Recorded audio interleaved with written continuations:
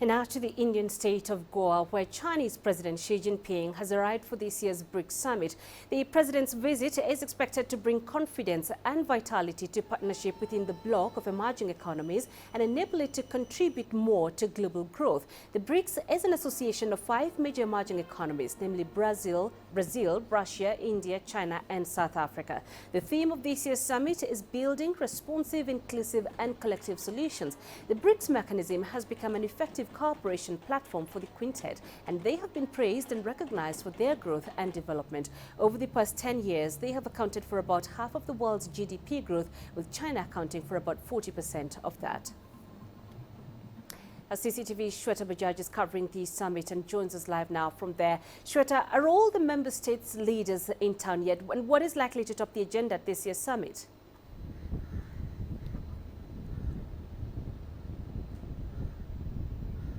This is the first action-packed day here in BRICS. Whole lot of bilaterals expected. In the morning, we saw the India-Russia summit happening, which was followed by many announcements, which happened right there behind me. After this, will be followed by a bilateral that will take place between Chinese President Xi Jinping and Prime Minister Modi. All eyes on that, after which there would be a joint press conference by the Ministry of External Affairs announcing what was discussed during those bilateral talks. Really, today, that being the main thing.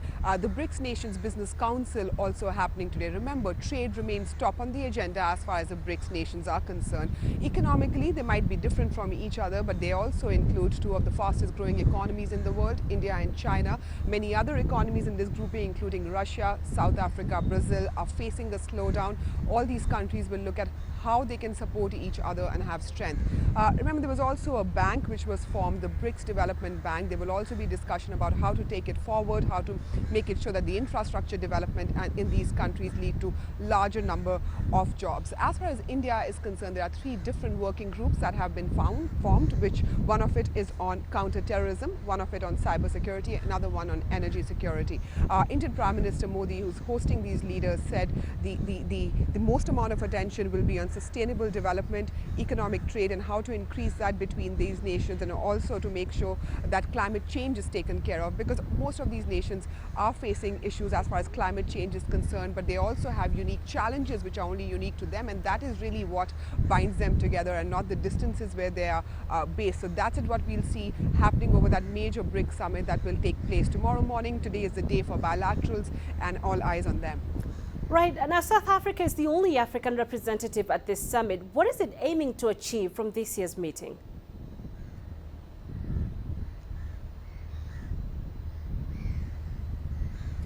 As far as South Africa is concerned, it's the newest member of the BRICS. It's only joined in 2010.